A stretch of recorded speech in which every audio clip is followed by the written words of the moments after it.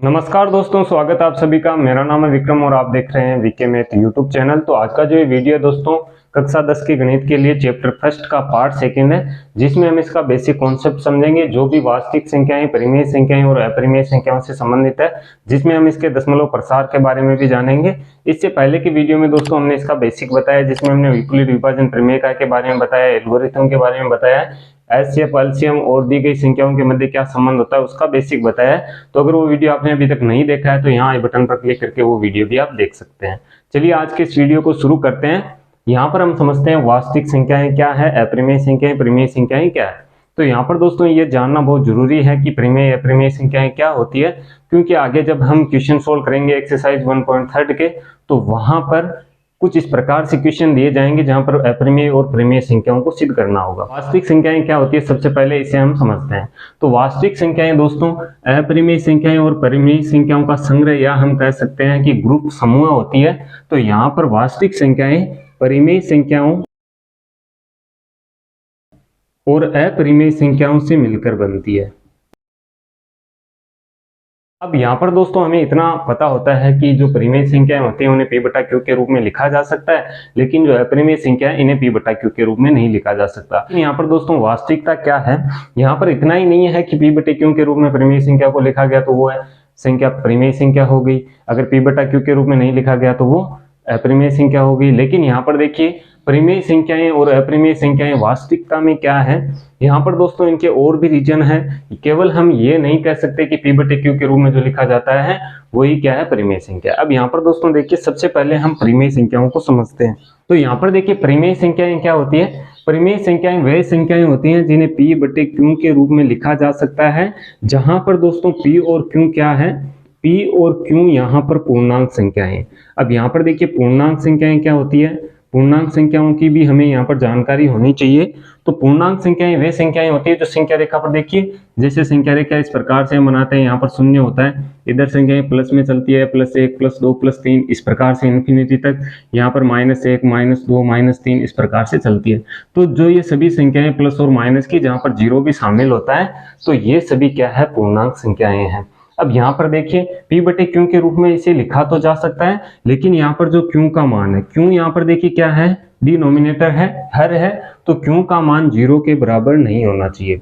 यहाँ पर रीजन क्या है 0 के बराबर नहीं होने का, अगर यहाँ पर q का मान 0 के बराबर होता है तो यहाँ पर p कोई पूर्णांक संख्या हो, यहाँ पर क्या होगा देखिए q का भाग हम लगाएंगे p में, यानी कि 0 अगर यहाँ पर रखते हैं, कोई भी संख्या 0 से विभाजित नहीं होती है, जैसा कि हम जानते हैं। अगर 0 का हम भाग लगाएंगे तो नो डिफाइन होगा, इन्फिनिटी आएगा। तो इस प्रकार से q है जो 0 के बराबर नहीं होना चाहिए। अब यहाँ पर दोस्तों देखिए कि हम ये समझ रहे हैं कि परिमेय संख्याओं को p बटे q के रूप में लिखा जा सकता है। फॉर एग्जाम्पल के लिए मैं इसे लिख सकता हूँ 1/2, तो ये एक परिमेय संख्या है। यहाँ पर मैं इस प्रकार से भी लिख सकता हूँ 3/2, ये भी क्या है, एक परिमेय संख्या है। लेकिन क्या मैं परिमेय संख्या को 22/7 के रूप में लिख सकता हूँ, तो यहाँ पर दोस्तों हमारा क्वेश्चन मार्क होगा। यहाँ पर देखिए p और q दोनों पूर्णांक संख्याएं हैं, तो 22 प्लस के हैं, 7 प्लस के हैं, प्लस के हो चाहे माइनस के हो, पूर्णांक संख्या तो है, 22 भी पूर्णांक संख्या है और 7 भी पूर्णांक संख्या है। लेकिन 22/7 को हम परिमेय संख्या नहीं लिख सकते, क्यों? क्योंकि यहाँ पर दोस्तों जो अपरिमेय संख्या होती है इसमें पाई आता है, पाई को किस में रखा गया है, अपरिमेय संख्याओं की श्रेणी में, और पाई का मान ही होता है 22/7। तो जब यहाँ पर हम 7 से 22 को डिवाइड कराते हैं तो 3.14 इस प्रकार से आगे संख्याएं चलती रहती है, जिनका कोई अंत नहीं होता है, कभी भी इसका शेषफल 0 नहीं आएगा। तो यहाँ पर देखिए क्या डिफरेंस हुआ। अब यहाँ पर दोस्तों अगर ये समझ के हम चलते हैं कि p बटे q के रूप में लिखा जाएगा तो इन संख्याओं को लिख सकते हैं, लेकिन क्या इसको क्यों नहीं लिख सकते? तो ये भी परिमेय संख्या होनी चाहिए, लेकिन ये नहीं होती है। इसके पीछे देखिए सबसे बड़ा रीजन क्या है, यही डाउट होता है कि यहाँ पर देखिए 22/7 भी तो एक पूर्णांक संख्याओं को डिवाइड कर रही है, दोनों पूर्णांक संख्याएं, तो क्यों नहीं लिख सकते? यहाँ पर दोस्तों देखिए रीजन क्या है, केवल p बटे q के रूप में होना ही परिमेय संख्या नहीं होता है। यहाँ पर देखिए इसका मेन रीजन क्या है कि परिमेय संख्याओं का जो दशमलव प्रसार होता है वह यहाँ पर इंपॉर्टेंट होता है कि परिमेय संख्याओं का दशमलव प्रसार जो है या तो शांत होना चाहिए या अनवसानी आवर्ती होना चाहिए, या पुनरावर्ती हम कहें कि दशमलव के बाद में संख्याएं रिपीट होनी चाहिए, या तो एक संख्या रिपीट हो या बार बार संख्याएं जो हो रही है वो रिपीट होनी चाहिए। और जो अपरिमेय संख्या है उसका जो दशमलव प्रसार होता है वो अनवसानी अनावर्ती होता है, यानी कि कोई भी संख्या दशमलव के बाद में रिपीट नहीं होगी, या संख्याओं का कोई ग्रुप है जो रिपीट नहीं होगा। तो इस प्रकार से अपरिमेय संख्या होती है और परिमेय संख्या होती है। अब परिमेय संख्या हम समझ गए हैं कि जिसे p बटा q के रूप में लिखा जा सकता है। देखिए परिमेय संख्या होने के लिए और क्या चीजें जरूरी है। यहाँ पर p और q दो पूर्णांक हम लेते हैं, तो यह पूर्णांक सहभाज्य होने चाहिए, सहभाज्य होने चाहिए। सहभाज्य का मतलब दोस्तों क्या है, सहभाज्य संख्याएं कौन सी होती है, जिन संख्याओं का HCF यानी कि मध्य से महत्तम समापवर्तक 1 होना चाहिए। इन दोनों संख्याओं का मध्य से क्या आना चाहिए, 1 ही आना चाहिए। यदि इनका कोई और गुणनखंड होता है 1 के अलावा, तो ये संख्याएं p बटा q के रूप में होने के बाद भी परिमेय संख्याएं नहीं होगी। तो ये दोस्तों इसकी ओरिजिनल डेफिनेशन है, हम कह सकते हैं। यहाँ पर p बटा q के रूप में लिखते हैं, जहाँ p और q पूर्णांक है, लेकिन होना क्या चाहिए, p और q सहभाज्य संख्याएं होनी चाहिए। और यहाँ पर अगर इनका दशमलव प्रसार निकालते हैं तो हम समझेंगे कि दशमलव प्रसार क्या होता है। इससे पहले दोस्तों हम ये समझ लेते हैं कि परिमेय संख्या और अपरिमेय संख्याओं के क्या क्या एग्जाम्पल्स हो सकते हैं। तो जैसे कि परिमेय संख्याओं में मैंने आपको बताया 1/2 को लिख सकते हैं, 3/2 को लिख सकते हैं। इसको नहीं लिख सकते क्योंकि ये पाई का मान है, और पाई है जो किस में आता है, अपरिमेय संख्याओं में आता है। तो और दोस्तों इसे हम किस प्रकार से लिख सकते हैं, इसे हम लिख सकते हैं 3/11। अब देखिए यहाँ पर जो मैंने 3/11 लिखा है, इससे भी पता चलेगा कि परिमेय संख्या किस प्रकार से होती है। तो चलिए अब इसके हम दशमलव प्रसार को समझते हैं। यहाँ पर मैं अपरिमेय संख्याओं के भी एग्जाम्पल आपको बता देता हूँ। जैसे यहाँ पर दोस्तों √2 है या √2 हम इसे कहते हैं, √3 है, √5 है, √6 है, ये सभी क्या है, अपरिमेय संख्याएं। तो इस प्रकार से यदि क्वेश्चन में कभी हमें दिया जाता है कि कोई अभाज्य संख्या इसके रूट में दे दी जाती है, जैसे 11 एक अभाज्य संख्या। अभाज्य संख्याएं क्या होती है, जो खुद के अलावा और एक के अलावा किसी दूसरी संख्या से डिवाइड नहीं होती है या विभाजित नहीं होती है, तो वह क्या है, अभाज्य संख्या है। तो अगर किसी भी अभाज्य संख्या का स्क्वायर रूट दिया गया है तो ये क्या होगी, ये एक अपरिमेय संख्या होगी, क्योंकि जब हम इसका दशमलव प्रसार देखेंगे तो ये होगा अनवसानी अनावर्ती, लगातार चलता रहेगा अनंत। यहाँ पर देखिए कुछ जगह हमें बताया जाता है कि जो भी अनरूट की संख्या है वो सभी क्या है, अपरिमेय संख्या है। तो क्या यहाँ पर दोस्तों स्क्वायर रूट में 25 लिखता हूँ, 25 है, क्या यह है अपरिमेय संख्या है? नहीं, हम नहीं कह सकते कि यह अपरिमेय संख्या है, क्योंकि जब इसका हम मान निकालेंगे तो मान 5 आएगा, और 5 क्या है, 5 एक परिमेय संख्या है, क्योंकि 5 को p बटे q के रूप में लिख सकते हैं, 5/1 लिख सकते हैं, ठीक है। तो ये क्या हुआ, ये हो गई परिमेय संख्या। यहाँ पर देखिए p और q दोनों सहभाज्य संख्या हैं, दोनों का अगर HCF निकालेंगे 1 आएगा, ठीक है। इस प्रकार से सभी जो अनरूट की संख्याएं हैं वो अपरिमेय संख्याएं नहीं होती है। अपरिमेय संख्याएं कौन सी होगी, जो नॉन परफेक्ट स्क्वायर नंबर है, या हम कह सकते हैं जो अभाज्य संख्याएं हैं उनका स्क्वायर रूट दिया जाता है। जैसे इस प्रकार से अभाज्य संख्या 6 नहीं है, क्योंकि 6 2 से डिवाइड है, 3 से डिवाइड है, लेकिन अपरिमेय संख्याओं की श्रेणी में आती है। क्यों, इसका कारण क्या है कि ये नॉन परफेक्ट स्क्वायर नंबर है, ठीक है। तो इसका दशमलव प्रसार जब हम निकालेंगे तो वो क्या आएगा, वो यहाँ पर दोस्तों अनवसानी अनावर्ती आएगा। अब देखिए दशमलव प्रसार से परिमेय संख्याओं और अपरिमेय संख्याओं की पहचान कैसे करते हैं। यहाँ पर दोस्तों ये जो मैं टॉपिक आपको बता रहा हूँ काफी इंपॉर्टेंट है, क्योंकि अगर हमारे डाउट्स हैं कि परिमेय संख्या क्या है, अपरिमेय संख्या क्या है, हमें यही चीजें अच्छे से समझ में नहीं आ रही है, तो आगे क्वेश्चन करना हमारे लिए बहुत हार्ड हो जाएगा। लेकिन अगर ये चीजें हम समझ लेते हैं तो यहाँ पर दोस्तों क्वेश्चन इजी होगा। कोई भी चीज अगर बोल के बताई जाएगी तो वो हमारे अच्छे से समझ में आएगी। चलिए अब यहाँ पर हम इसके प्रसार देखते हैं कि दशमलव प्रसार क्या होता है। तो सबसे पहले दोस्तों अगर हम बात करें दशमलव प्रसार की, तो दशमलव प्रसार क्या होता है। यहाँ पर दोस्तों मान लीजिए कोई भी एक संख्या है, जैसे मान लीजिए 5 एक संख्या है, इसको मुझे 2 से डिवाइड करना है। 5/2 एक परिमेय संख्या है, हम कह सकते हैं, क्योंकि p बटे q के रूप में असहभाज्य संख्या है। अब यहाँ पर हमें क्या करना है, 5 में हमें 2 का भाग लगाना है। तो किस प्रकार से लगाएंगे, पहले 2 बार भाग जाएगा, यहाँ पर 4 आएगा, शेषफल 1 रहेगा। 1 में भाग 2 का जाएगा नहीं, तो यहाँ पर हम दशमलव लगाएंगे। दशमलव लगाने के बाद में यहाँ पर हम शून्य लिख सकते हैं, तो 2 का भाग 10 में 5 बार पूरा पूरा चला जाएगा, तो 10 आएगा, शेषफल हमारा क्या आ जाएगा, 0, ठीक है। प्रकार से हम इसे डिवाइड करते हैं। अब हमें पूछा जाता है कि 5/2 का दशमलव प्रसार किस प्रकार से है या कैसी प्रकृति है इसकी, तो हम कह सकते हैं कि 5 का जो मान है वो 2.5 है। तो यहाँ पर देखिए समझने वाली बात यह है कि किसी भी संख्या को या एक पूर्णांक को किसी दूसरे पूर्णांक से विभाजित किया जाता है, तो दशमलव के बाद में किसी भी अंक पर अगर शेषफल 0 हो जाता है तो उसका जो दशमलव प्रसार होगा वो शांत दशमलव प्रसार होगा। तो यहाँ पर क्या दशमलव प्रसार है, इसे हम कहेंगे शांत दशमलव प्रसार, ठीक है। शांत दशमलव प्रसार क्यों है दोस्तों? क्योंकि यहाँ पर देखिए दशमलव लगने के बाद में 5 बार भाग गया और शेषफल हमारा क्या हो गया? शून्य हो गया। तो ये है शांत दशमलव प्रसार। अब देखिए हम समझते हैं अनवसानी आवर्ती दशमलव प्रसार क्या होता है। अनवसानी आवर्ती का मतलब दोस्तों ये है कि यदि कोई संख्या रिपीट हो रही है, अब रिपीट दो तरीके से हो सकती है। किस प्रकार से? देखिए जैसे यहाँ पर हम एक एग्जांपल लेते हैं। जैसे मान लीजिए एक संख्या 10 है, इसके बटे में हम 3 रखें। यहाँ पर दोस्तों ये है परिमेय संख्या है या नहीं है। यहाँ पर देखिए 10 और 3 है, तो 10 के तो गुणनखंड हो सकते हैं 2 और 5, ठीक है, लेकिन 3 का कोई गुणनखंड नहीं है 1 के अलावा। और यहाँ पर दोनों का एचसीएफ हम निकालें, मैंने कहा सहभाज्य संख्या होनी चाहिए, तो दोनों का अगर एचसीएफ हम निकालते हैं 3 और 10 का, तो एचसीएफ हमेशा इसका 1 आएगा। ये क्या है? परिमेय संख्या है, हम कह सकते हैं, और पी बटे क्यू के रूप में। अब यहाँ पर देखिए इसका दशमलव प्रसार हम कैसे देखेंगे। यहाँ पर 10 में हम 3 का भाग लगाएंगे, पहले 3 बार जाएगा, 9 आएगा, शेषफल 1 रहेगा। 1 में 3 का भाग नहीं जाएगा, तो यहाँ पर दशमलव लगाएंगे, यहाँ पर हम शून्य लिख सकते हैं। तो भाग कितनी बार जाएगा? 3 बार जाएगा, 9 लिखेंगे, 1 आएगा, फिर से 0 लिखेंगे, 3 बार जाएगा।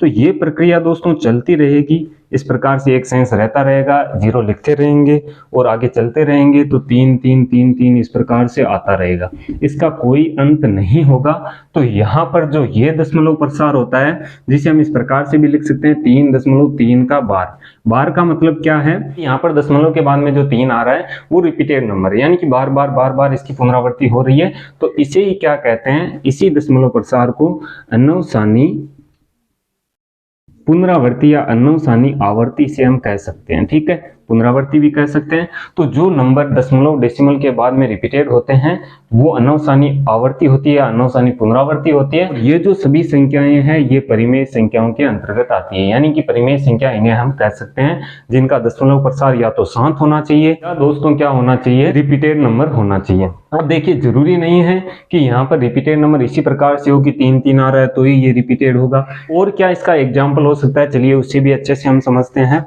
यहाँ पर दोस्तों अब हम दूसरा एग्जाम्पल लेते हैं। जैसे हम यहाँ पर लेते हैं 3/11, तो हमें पता है परिमेय संख्या है, देखने से ही पता चल रहा है, क्योंकि दोनों सहभाज्य संख्या है, दोनों का एचसीएफ क्या है? 1 है, ठीक है। अब यहाँ पर दोस्तों देखिए हमें क्या करना है? 3 में हमें 11 का भाग लगाना है। तो किस प्रकार से लगाएंगे? 11 में भाग जाएगा नहीं, 0 लिखेंगे, दशमलव लिखेंगे और यहाँ पर हम 0 लिख देंगे। तो 11 का भाग कितनी बार जाएगा? 30 में 2 बार, और यहाँ पर 22 आएगा, शेष हमारा 8 रहेगा, ठीक है। 30 में से 22 घटाएंगे 8 बचेगा।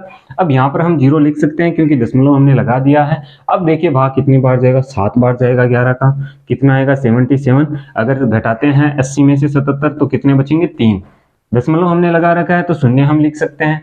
अब कितनी बार भाग जाएगा? 2 बार।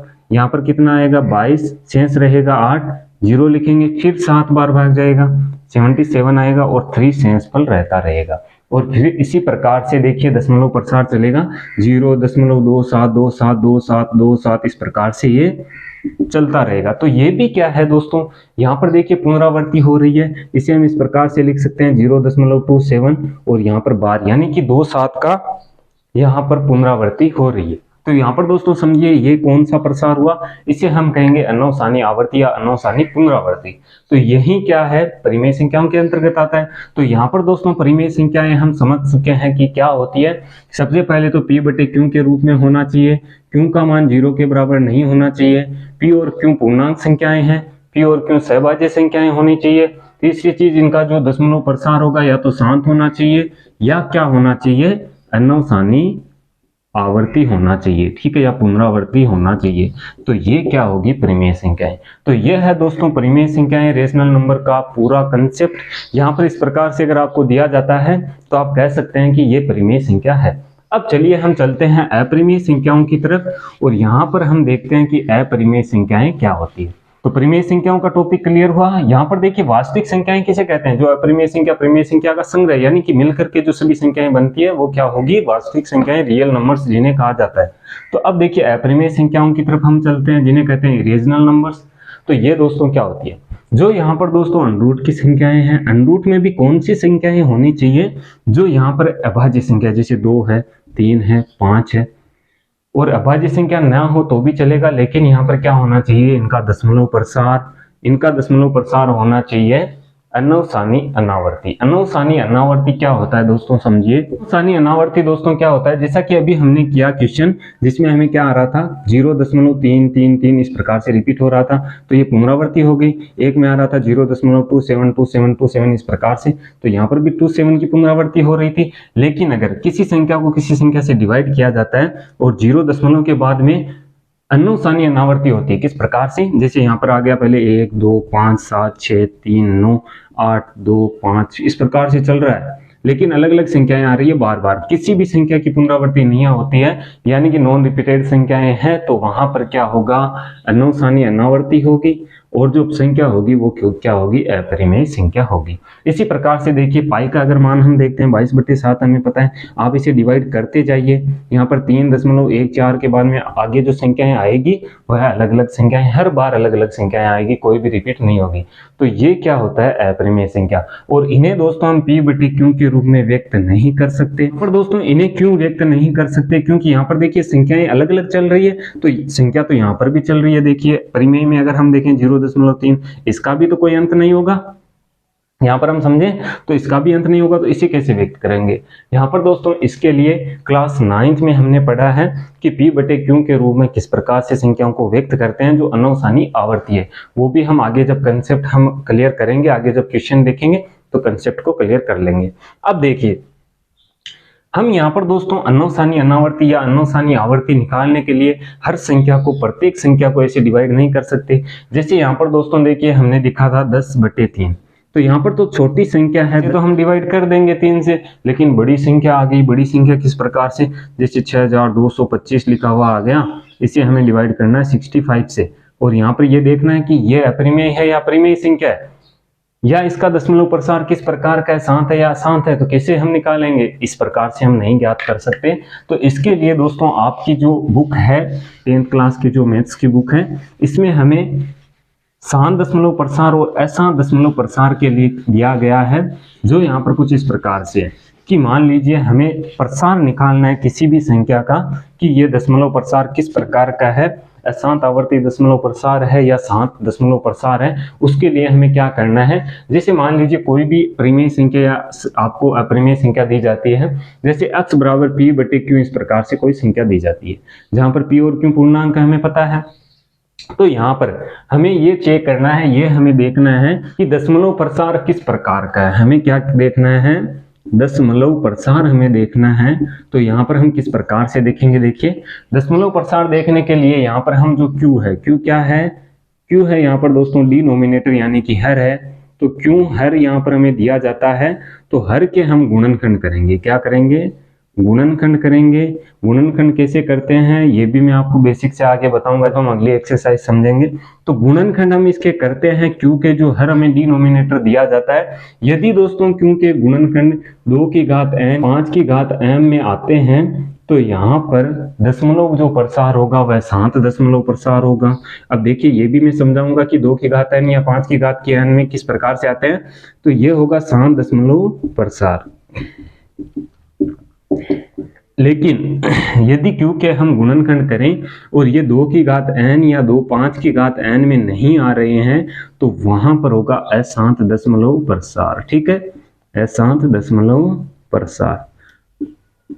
यहां से हम समझ सकते हैं कि शांत दशमलव प्रसार क्या है, अशांत दशमलव प्रसार क्या है। ये दोस्तों आगे जब हम चलेंगे 1.4 जो एक्सरसाइज है हमारी, उसमें तो हमें अच्छे से क्लियर हो जाएगा कि किस प्रकार से शांत दशमलव अशांत दशमलव प्रसार हम ज्ञात करते हैं। तो ये पूरा मैं मेथड से आपको बताऊंगा। अभी समझने के लिए आप समझ सकते हैं कि यदि हर के गुणनखंड 2 की घात n यानी 2 की कोई भी घात आनी चाहिए या 5 की कोई भी घात आनी चाहिए, तो वो होगा, अगर इनके अलावा कोई गुणनखंड जैसे 3 है, 6 है, 8 है, 11 है, कुछ भी आता है, तो वह क्या होगा, अशांत दशमलव प्रसार होगा। लेकिन अगर इन दोनों की घात में आता है, दोनों में से किसी एक की घात आनी चाहिए गुणनखंड में, तो वह क्या होगा, शांत दशमलव प्रसार होगा। ठीक है, ये था दोस्तों टॉपिक वास्तविक संख्याओं के बारे में कि वास्तविक संख्याएं क्या होती है, अपरिमेय परिमेय संख्याओं में किस प्रकार से डिफरेंस देखते हैं। तो ये दोस्तों डाउट रहता है। अगर आपने इस वीडियो को यहाँ तक देखा है तो उम्मीद है आप सारे डाउट्स आपके क्लियर हो गए होंगे।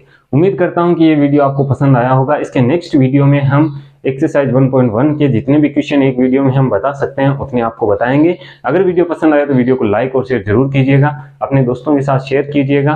आगे आने वाले वीडियो देखने के लिए आप इस चैनल को सब्सक्राइब कर सकते हैं। सब्सक्राइब करने के बाद में बेल के आइकन को जरूर प्रेस करें ताकि आगे आने वाले वीडियो की नोटिफिकेशन आपको मिलते रहे। मैं मिलता हूं आपसे इसी की नेक्स्ट वीडियो में, तब तक के लिए जय हिंद, जय भारत, वंदे मातरम।